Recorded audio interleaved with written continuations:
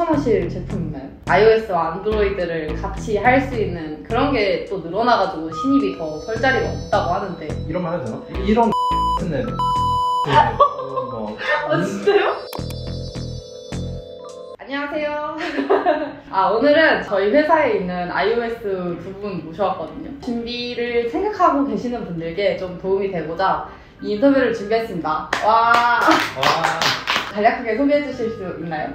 여기 임효성 씨랑 임효성 씨. 그럼 저희 다 본명 불러요? 메타랑 같은 회사에서 iOS 개발을 하고 있고요. 3년차로 일을 하고 있습니다.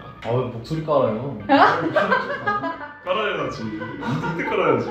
아니 이 톤 들어본 적도 없는데. 안녕하세요. 저는 메타랑 같은 파트에서 소속되어서 에단이라고 합니다. 2년차 iOS 개발자입니다. 오늘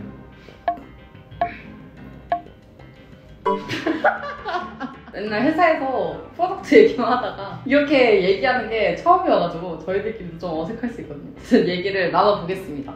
iOS 개발자에 대한 소문 같은 게 있어요. 연봉이 높다고 하거든요. 여기 회사가 첫 회사가 아니시라면 네. 신입 때 얼마 받았는지 알려주실 수 있나요? 구체적인 금액은 곤란하고요.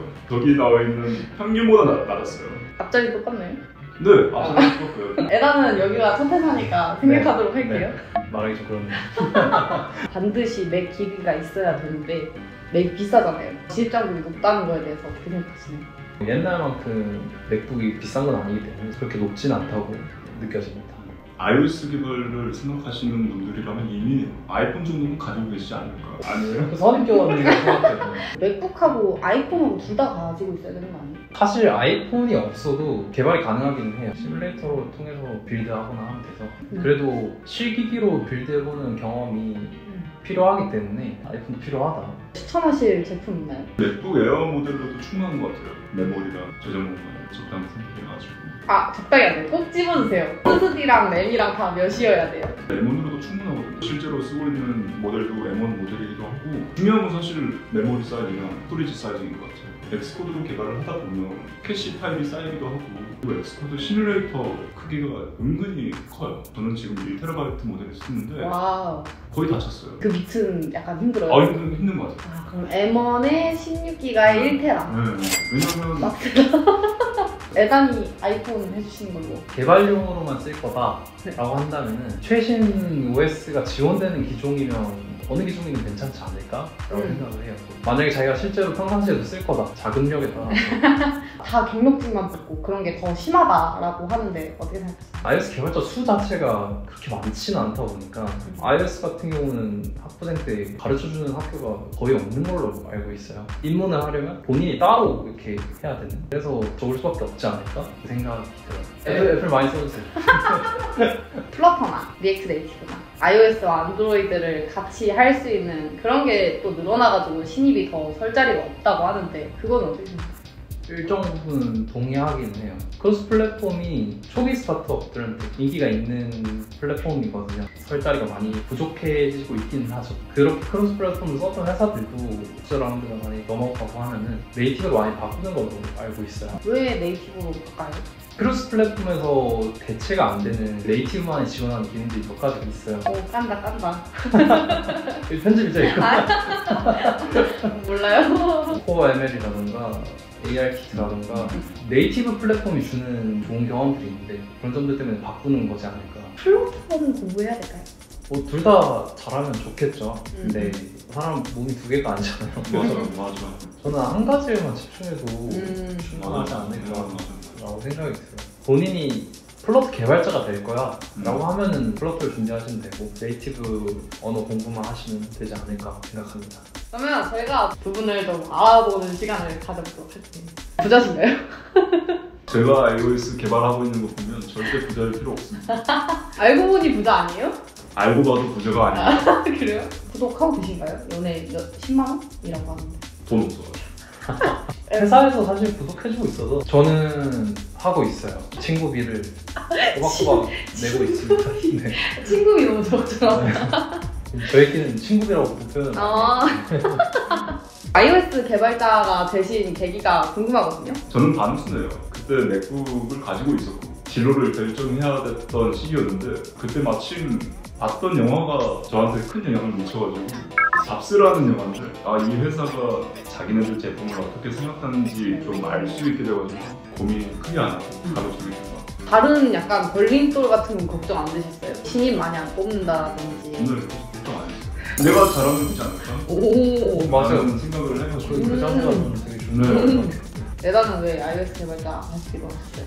일단 막연하게 그냥 모바일 개발자가 되고 싶었어요. 무료 부트캠프를 알아보고 있었는데 서울시에서 운영하는 부트캠프였는데 iOS 과정이 열려 있더라고요. 비록 iOS 기기는 아무것도 없지만 그냥 iOS 개발자 해야겠다. 그래서 냅다 지원했습니다. 그럼 맥북은 거기 되고 나서 사신 거예요? 네, 교육 시작하기 3일 전에 맥북을 배송받아서 적응하기 시작했습니다. 엉망진창이고 웹은 별로예요? 네, 저희 슬랙에서 얘기할 때 네. 도대체 뭘 빼야 될지 고민하는 스레드 제가 봤거든요. 그때 좀 싫어하신 것 같았는데?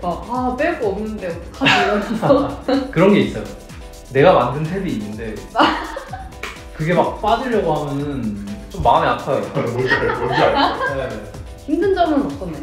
이거 약간 뒷부분 질문 아니나요? 네 맞아요. 아, 오케이. 하고 싶은 대로 할 거예요. 네, 알겠습니다. 근데 다양한 버전을 쓰고 있다 보니까 커버를 해야 된다는 게 힘든 것 같아요. 지금까지. 저도 약간 느끼는 게 이전 거를 빨리 없애고 싶은데 남겨놔야 되잖아요. 맞아요. 우리는 심사라는 과정이 있어요. 수정은 막 단 몇 분 만에 끝내더라도 그걸 다시 심사에 넣고 앱스 배포데이까지 시간이 걸려요. 그러면 그냥 에러한 채로 유저들이 보는 거예요? 내보낸 채로 있을 수밖에 없어요. 진짜. 이거 그냥 어쩔 수 기다리는 없어요. 거구나. 그냥 무력하게 아무것도 못해요. 그냥 보고만 있어요. 심사에 종속적이에요. 인간적으로 힘든 점은 저는 앱스토어 리뷰가 보다 보면은 악플 받는 기분 이런 거구나. 이런 걸 한 번씩 느껴요. 이런 말 해도 되나? 이런 개 같은 애, 쓰레기 같은 애. 진짜요? 개발자들 천창에 가더라고요. 맞아요. 건설적인 피드백을 주시는 분들도 있는데 네. 얼마 전에 앱리뷰를 봤는데 잘 쓰고 있다고 잘하고 싶어요. 그럴 때면 되게 동부여돼가지고 더 열심히 앱 리뷰 좋게 써주세요. 다부. 부탁드리겠습니다. 열심히 만드는데 어떻게 iOS 개발자가 되려면 적어도 이 정도는 알고 지원을 해야 된다. 왜 뭔지 아시죠? 아니 힘 빠졌다 이제. 말 너무 하는데. 제가 독학했던 거를 한번 떠올려 보면 세 개로 나눠졌던 것 같아요. 첫 번째는 언어 공부를 했고요. 두 번째는 이제 iOS 앱 개발 공부를 했고요. 세 번째는 스스로 한번 만들어보는 과정을 뒀는데 온라인 강의 보고 배워도 되고 책을 사서 해도 되고 프로젝트라는 데에서 이북을 사가지고 혼자 옆에 펴놓고 그걸 공부를 했어요. 세 개를 다 마치고 나서 본격적으로 공고를 살펴보면서 지원을 준비했던 것 같아요. 호텔나 이런 것도 준비하셨어요? 어렵더라고요. 머리가 안 들어가가지고 좀 빠르게 포기를 했던 것 같아요. 과제만 준비했어요. 오브젝티브C에 대해서 뭐 학습하는 거나 그런 얘기가 나온 이유가 뭐예요? 앱들의 코드에 레거시 코드로 있는 경우가 꽤 있어요. 그 코드에서 뭔가 버그가 발생하거나 입사하고 나면 공부를 하게 되는 그런 상황이 생깁니다. 쭌생생 공부를 안 해도 돼요? 전혀 할 필요가 없다고 전혀 없어요. 시부터 하기가 바쁘다 생각합니다. 맞아요. 시험 공부를 보면 이제 자격 요건에 내용이 있어요. 그거 있으면 조금은 뭐, 필요한가? 써져 있다 하더라도 저는 안 해도 되는 사람. 문법은 당연히 다르지만 거기 사용하는 API는 이름이 거의 비슷해요. 근데 마이그레이션 하기가 어렵잖아요. 못 먹고 막 그럴 필요는 없는 것 같아요. 자기가 만들고 싶은 아이디어를 토대로 필요한 지식들을 공부해 나가는 게 좋지 않을까라고 생각을 해요. 부트캠프에서 만든 프로젝트로 포폴 제출하신 거예요? 취준하실 때? 네, 제출하고 개인적으로 또 출시했던 애도 있었어요. 열심히 만든 과제들도 있었어요. 그것도 포트폴리오에 넣었었어요. 저는. 설명들을 어떻게 해요? 이 화면에서 어떤 기술을 썼고 어떤 트러블 슈팅을 했고 블로그 해고를 한 2편 정도 썼었는데 그거 링크도 같이 넣는 식으로 그 안에 리드미에도 내용이 꽉 차 있게끔 그랬던 것 같아요. 그 회고글 남아있나요? 보지 말아주시고. 포트폴리오 만들 때 어느 수준으로 만들어야 돼요? 일단 완성하는 게 중요해요. 맞아요. 완성한 게 중요한 거. 배포를 하면 제일 베스트고요. 안 되더라도 빌드해가지고 실행할 수 있으면 그걸로 충분해요. 그러면은 저희 회사 들어오실 때도 과제 전형으로 네. 들어오신 거죠? 과제로 들어왔어요. 그때 뭐 만드셨어요? 이미지 검색하는 앱을 과제로 했었어요. 검색 페이지. 마지막으로 하고 싶으신 말씀이 있으실까요? 홍보 하나만 하고 갈게요. 날씨 기반 코디 추천 앱이 하나 있는데 기온에 따라서 뭐 다양한 코디들을 추천해주니까. 아, 왜 이렇게 자신 없어요? 자신 없어요?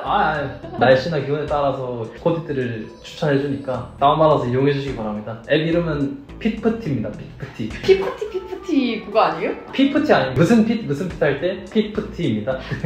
감사합니다. 저도 추진할 때 느꼈지만 주변인들은 하나둘씩 먼저 취업하고 이러는 거 보면은 내 페이스가 휘박 말린다는 느낌이 종종 들었었어요. 저는. 그런 느낌이 들더라도 아, 저 사람이 나는 나니까 하면서 나의 페이스 유지하면서 준비해 나가면 좋지 않을까 라고 생각합니다. 오.